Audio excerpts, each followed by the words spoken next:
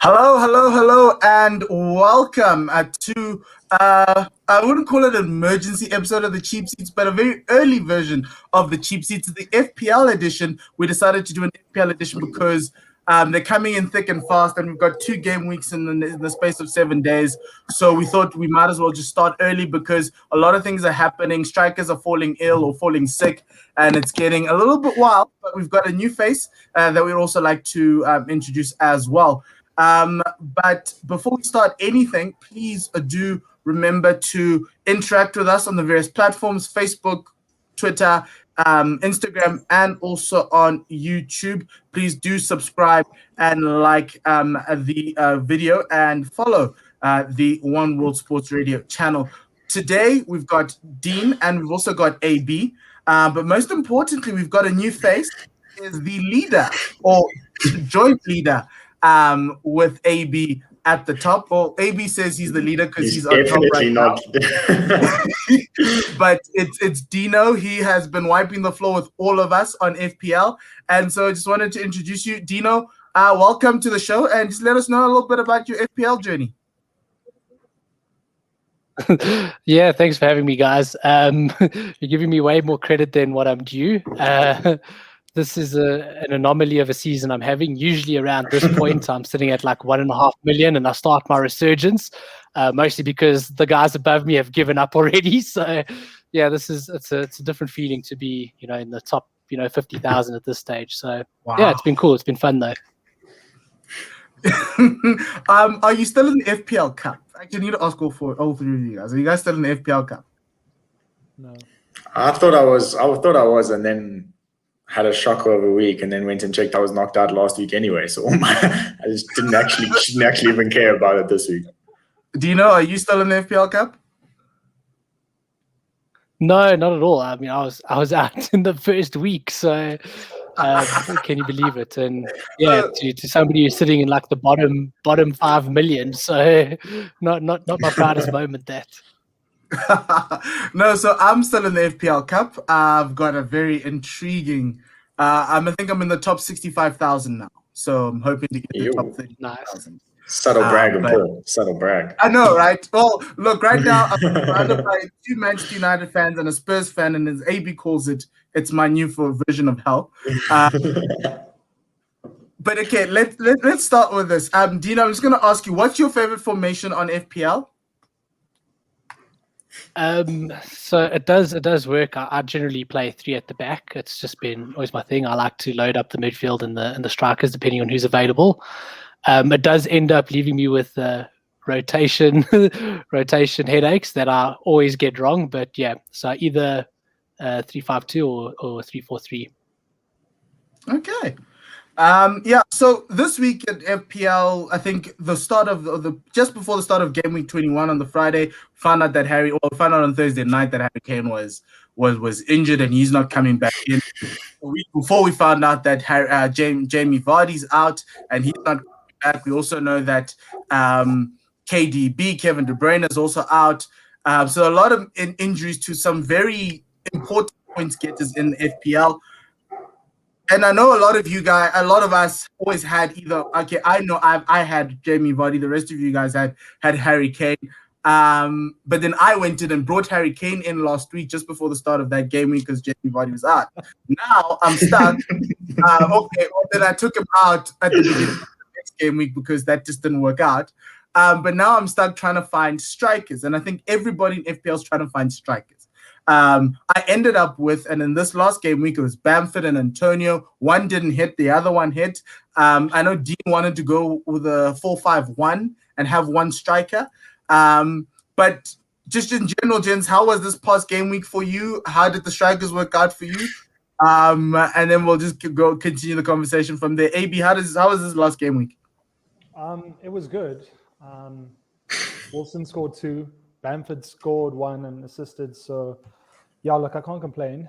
I luckily benched Veltman for Kane because I had Kane in my starting lineup, and then Spurs go and do what Spurs did. So, yeah, that was very hectic. So, yeah, I mean, but I'm screwed going forward because especially if Bamford is injured, You can't play FPL with one striker. This is probably the worst striker crisis we've had in FPL. I'm calling it that. Yeah, find the strikers. That's what we need to do, and that's why we're here. Dean, how was your weekend? Yeah, very shocking. I think I had 12 points after Saturday. I was ready to delete the app and never come back.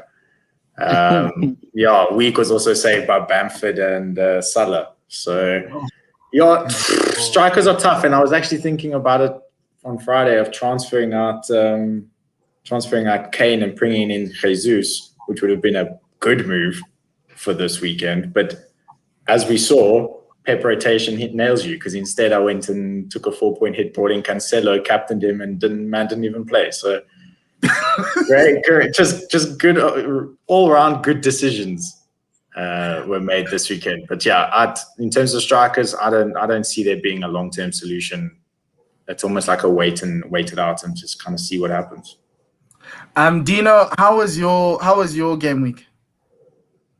I've been doing my best over the last 2 weeks to sabotage my team, and somehow they're pulling through, making some poor decisions. But thankfully, the foundation of my team is solid. I've been very keen to get Salah back into my team, and I opted to beat a price drop on Kane and bring in Calvert-Lewin up front instead of upgrading Suchek to Salah. And then I decided to captain Calvert-Lewin because I was trying to be a hero, and that did not work out at all.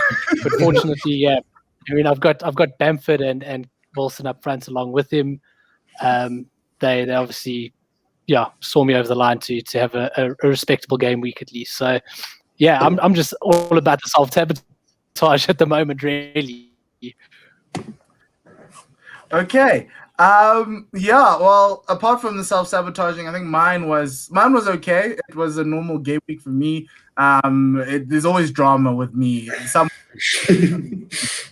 But this time, look, I think the whole drama came with Pep and Sterling. I know spoke earlier in the season that you shouldn't buy Sterling, but for me it was between Sterling and Jesus.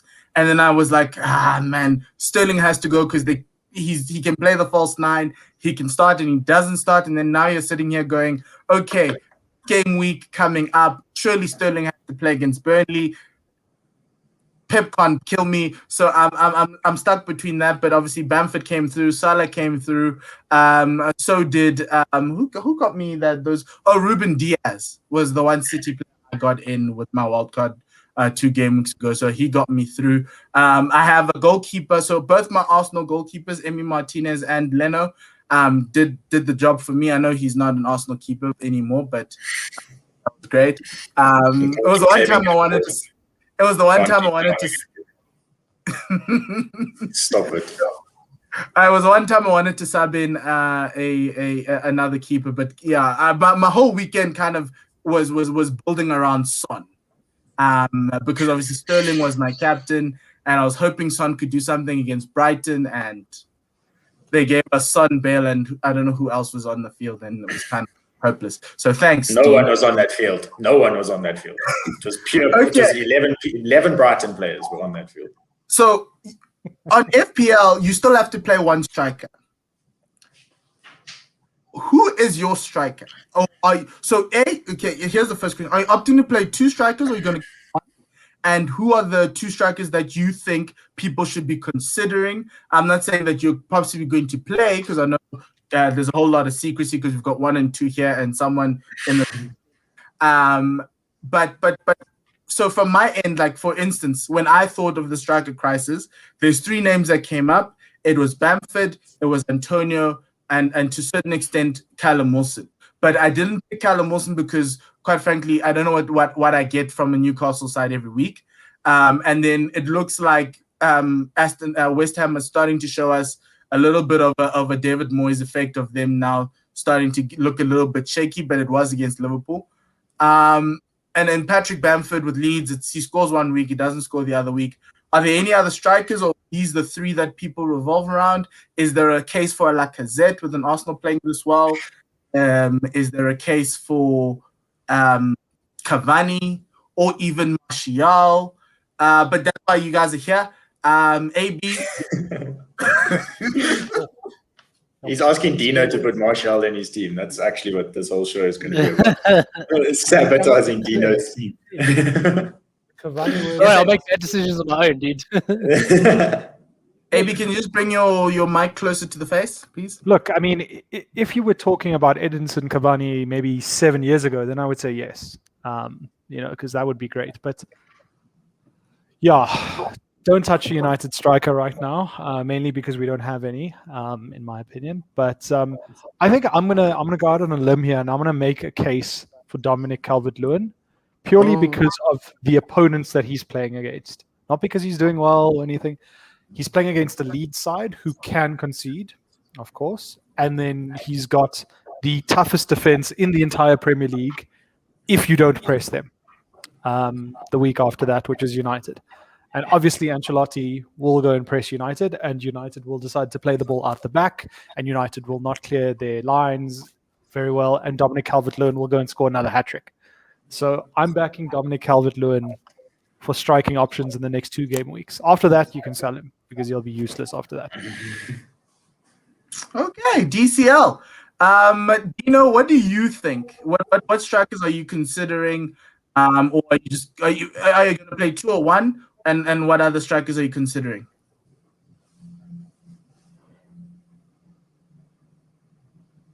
Dino, I think everyone. I didn't catch that. So No, just asking if which strikers you're going to consider going forward, and what people should be looking for in a striker. Are there any other strikers at the other clubs in the Premier League?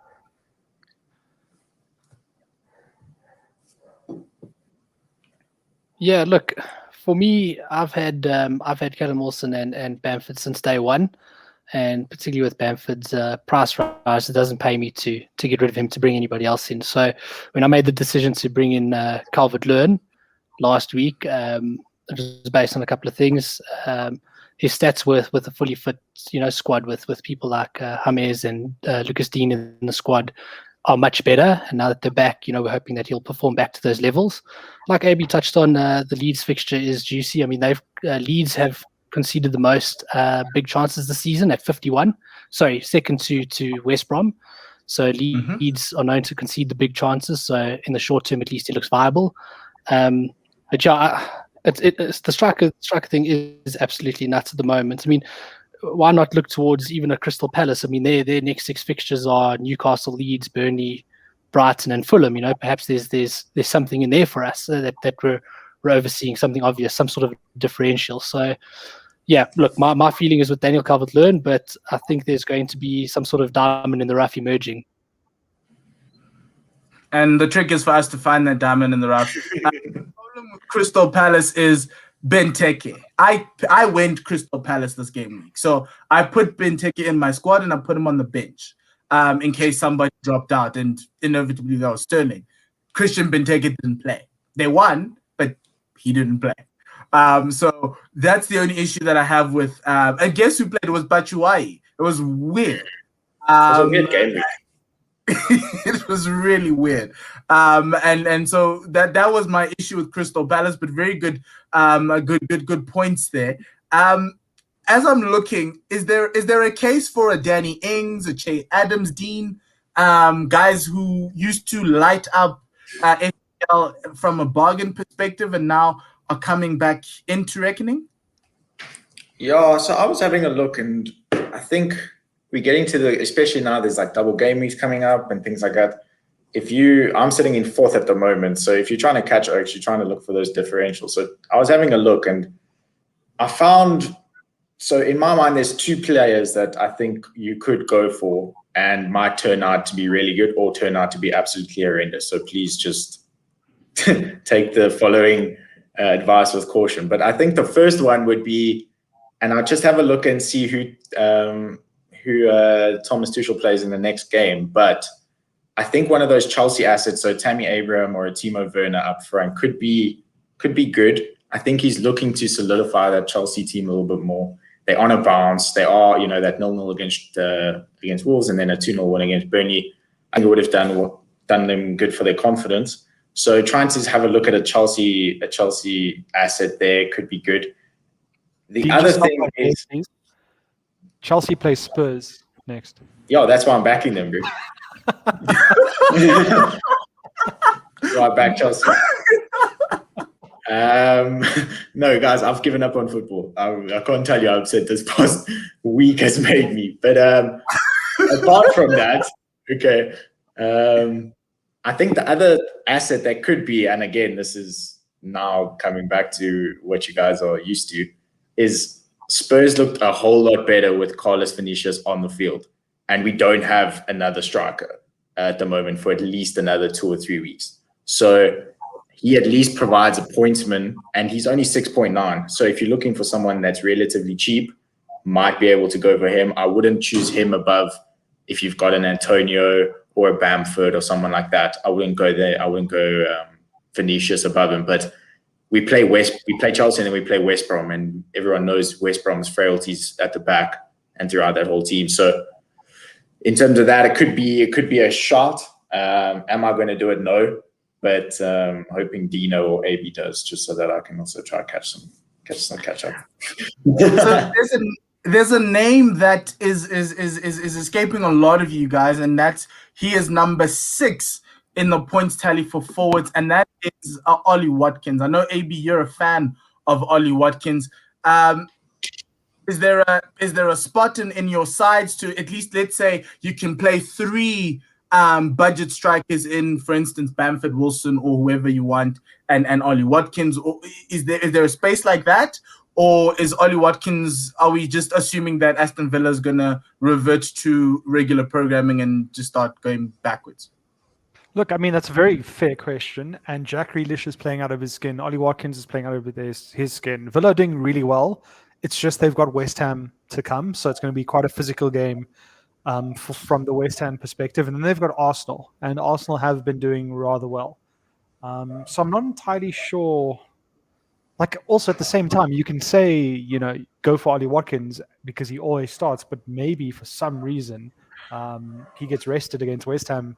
But let me give you something here, AB, that might change your mind. So they've got from game week 22 to game week 30, they only have one fixture with an FDR rating of 4, and 5 fixtures with an FDR rating of 3, and a 3 with 2. And they play West Ham, Arsenal, Brighton, Leicester, that's the 4, Leeds, Wolves, Newcastle, Sheffield, and Fulham. So is it time to consider Ollie Watkins as the man and keep him in there and just hope that you come out with, I'm assuming you can come out with 5 goals in that period, in those 10 weeks? Look, I don't really like looking at these fixtures from what the fantasy people tell me, because United lost to Sheffield at Old Trafford. That wasn't their fault. Yeah, I mean, fair. Spurs lost to Brighton. Yeah, you're blaming FPL for a fixture rating where your team didn't rock up. I'm sticking with it.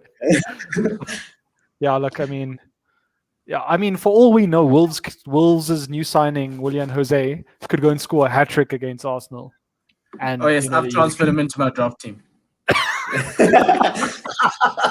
See, you can't back your own team anymore. You need to go against your team. You know your defensive frailties better than anyone. No, the problem was that in my FPL draft, there's 14 people in that draft, right? I'm number 1, funny enough, but I have no striker. I have most, and the only striker I have is Vardy, and he's injured.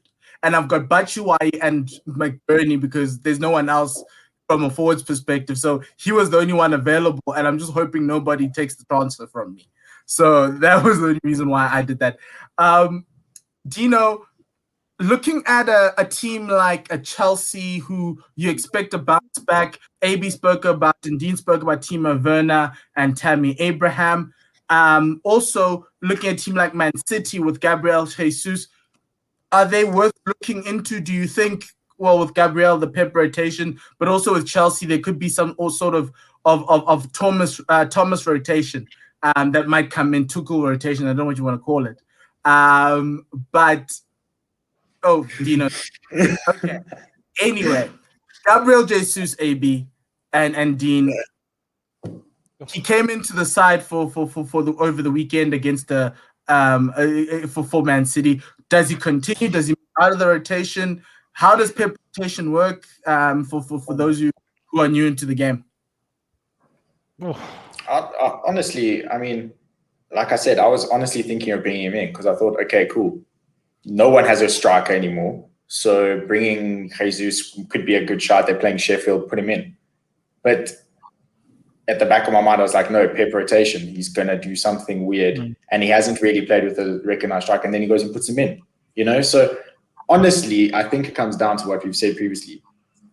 Try and keep those Man City as assets as attractive as what they are. Try to keep them to a bit of a minimal because you don't know who he's going to play game week, any match. You really just don't know. So, the man dropped Stones, Cancelo, Gundogan did nothing.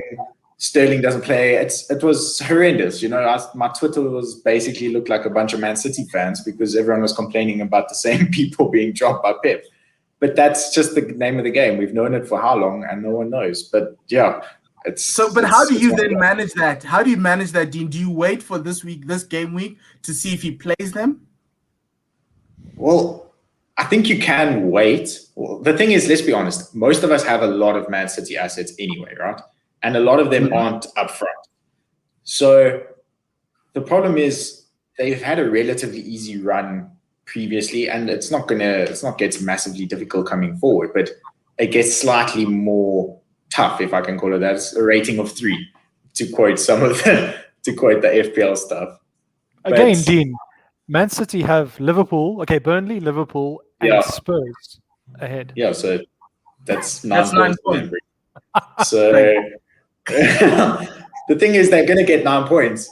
You just don't know who's going to be on the field. That's the problem. So I would, again, go to the guys who are going to play from City. Play Gundogan, play probably Diaz. Stones got arrested because there's just so much football on at the moment. And keep Edison is going to play. And keep it that way. Until De Bruyne gets back, I wouldn't put anyone else.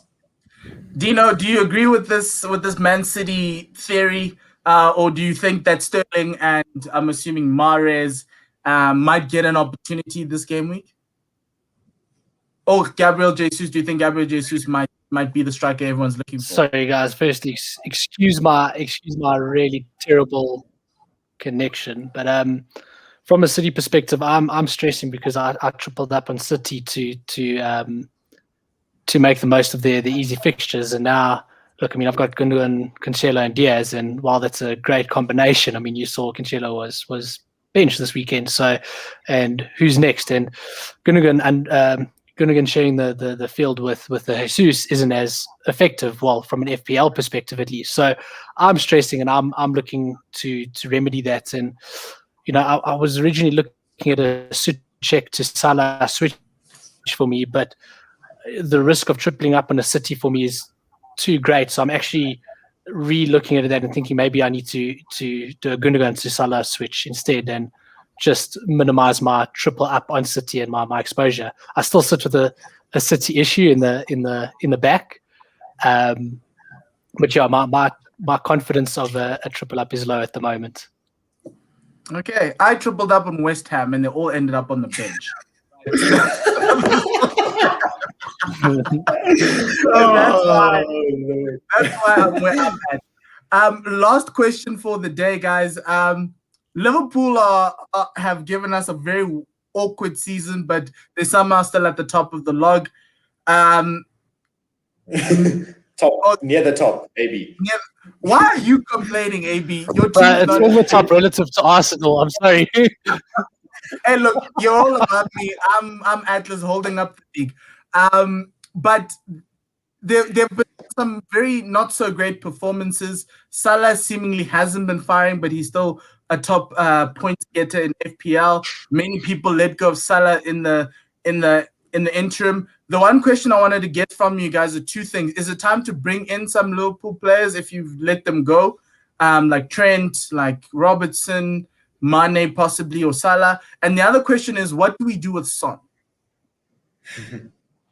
Because there's a lot of theories that it's time to let go of Son. But yeah, so AB, what do you think of this Liverpool? Do we bring people back in? I know you had Salah already. Is it time to consider Trent or even Robertson? So, I mean, if there was a category for wingbacks in FPL, and wingbacks like didn't get punished as much for non-clean sheets and things like that, then I would say bring your Alexander Arnolds and your Robertsons in. But Liverpool have a really easy game against Brighton. I think they'll walk the park Not with them that because easy. it's at Clearly, it's not Anfield. that easy. Yeah, I mean, yeah. Liverpool don't lose at Anfield. And then they've got really tough games. They've got City, they've got Leicester, they've got their own derby with the blue half of Merseyside. So a Liverpool defender would be really great for this coming game week, but then you're going to have to get that person out. So try and stick to your attacking people at Liverpool. I'm even tempted to say Bobby Firmino could solve all the striking problems, but yeah, I don't know. He has got more goals than Martial this season, as a fun fact. Yeah, Martial was where all FPL dreams went to die in the first few weeks. Dino, from a Liverpool perspective, what are you thinking from their perspective? Are there any players that you'd like to include? And what do you do with Son?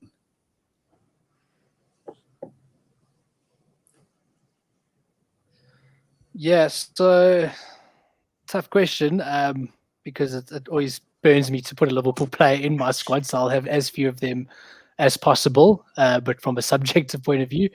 But I'm in AB's camp here that, their fixtures aren't looking so hot, and we know they're blowing hot and cold. For me, Salah, with such high ownership, having him misfiring, half the FPL is misfiring, so the net effect isn't so dire. But excluding somebody like a Salah who then goes on to bang 15 points, in a game week, that's half of the FPL gaining 15 points on you. So there's also that element to it where you don't always need him to fire, you just need to not miss out on his potential points. So for me, that's part of my thinking in sticking with the Salah. The defensive assets don't do it for me right now. But then again, I'm somebody who goes heavy on the midfield and up front, so I've always looked for cut price options out the back. So naturally, I wouldn't gravitate towards the higher price defenders anyway. And is it time to sell Son? On the Son front, I don't know. My dilemma is both Son and Fernandes. I mean, Fernandes is also not performing at that price point, and Son is. What does Son perform without Kane? This last game wasn't very promising, but as soon as I start tinkering, historically, if I tinker too much and mess around with my side too much and take a 4-point hit here and there, I just spiral out of control and I lose it. So I think a bit of patience is key in certain areas. So you can't be patient with everyone, but for me, it's about choosing who I'm bringing in very, very carefully. And I've got the budget, so I'm going to stick with Son for now and strengthen, some of my weaker midfielders or my lower price midfielders. Dean, I've got a question from you from Twitter. Kamogelo Sono saying, Liverpool's buying 2 centre-backs today. We saw that. Fabinho and Hendo will probably move back into the midfield. The defense is going to be good. Is it time to consider those wing-backs? Or in of the, obviously with Hendo and Fabinho coming in, the midfield becomes a little bit stronger. Is it time to consider anyone else outside of Mane, outside of Salah, looking for that differential? Is Mane, is it Firmino? Yeah, look, I mean, Liverpool's buying those two centre backs, but to be honest, I mean, none of them have played in the Premier League A, right? So that Ben Davies that they're buying is from Preston, Championship side, he's never played in the Premier League. I don't think Klopp is going to just play a gamble and put them straight in the team. He might wait for a more relaxed fixture or different period of time because Liverpool don't have the easiest of games. So I think he might play them for a little bit towards the end. So I wouldn't say, okay, cool, that means automatic time to go wing backs. I would still hold very much, or do not throw caution to the wind on those Liverpool wing backs. Even against Spurs, we can't score a goal and we managed to score a goal, and that automatically takes you from 8 points to 2. So I wouldn't go Liverpool defense. And Salah, if you've got Salah, keep Salah. I stayed with the guy because his pedigree is it's just too good. The guy will come back. Everyone knew that. So if you've got him, keep him. And I honestly would look to get him back because, as Dino said, Bruno isn't looking too hot. Son isn't looking too hot. So I think you can free up the funds, especially now with De Bruyne gone. There's plenty budget to get Salah in. Yeah, I'm starting to think Bruno's looking like GameStop to me. Fact.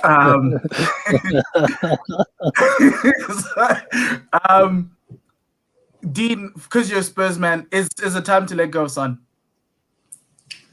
Yeah, it is time to let go of Son. I don't think we have. There's just not enough around him at the moment. The way we played yesterday was so frustrating.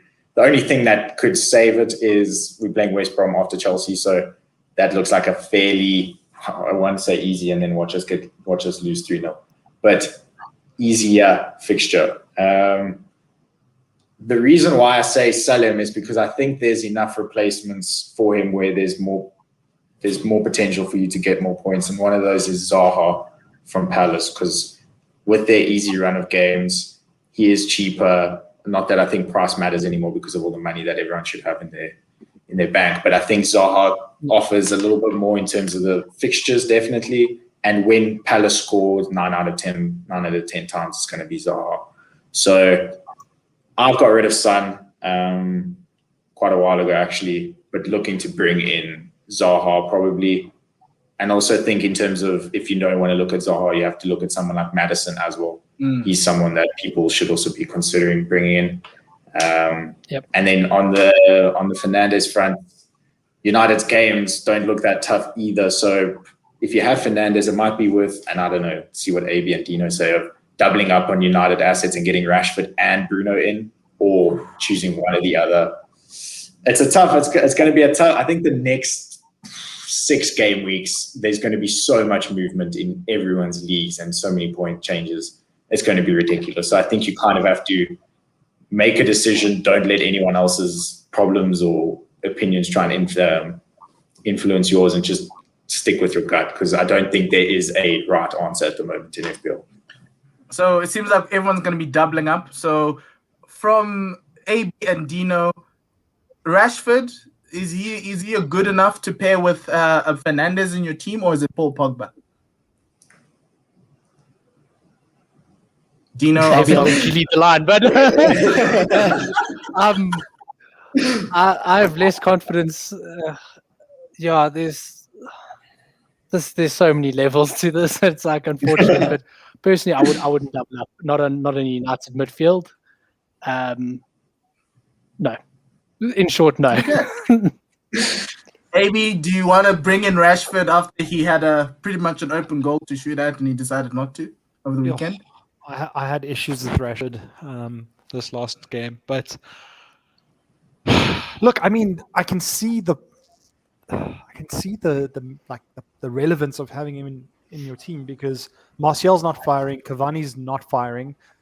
Rashford does like to take players on. He just needs to be better with his decision making, and if he gets the decision making right against a team like Southampton or against a team like Everton, he can do well. But I think Mason Greenwood is probably a better bet than Marcus Rashford right now. Okay. Yeah. Okay, final question before we go. Everyone wants to know, we've got 2 game weeks ahead of us. One starting on Tuesday, which is tomorrow, but we'll still say Tuesday. And the next one starting on Saturday. Who are you captaining? What are your captain choices for the next 2 game weeks? Is it always Captain Salah, or is it somebody else? AB, we'll start with you. Who are you captaining? I mean, look, Salah is a really good bet. You can't go wrong with even him. against. So Liverpool have Brighton. Yeah, and then they've got just get City, it Leicester. for you. Yes, they've got Brighton and City. Yes. So is Salah for the first one, and who's the one for the next one? Yeah, look, Salah's going to be for the first one, and then it would have to change. And I wanted to say someone like Son, but yeah, the whole Harry Kane thing screwed things up. So I don't know. I'm actually thinking maybe Man City could run right against a weak Liverpool sort of defense. So no Chelsea players. I don't know who he's going to pick, and I don't have any Chelsea players because they were they were collapsing, but that's a good time to get Chelsea players. But I don't have a wild card. I'm in a bad position right now.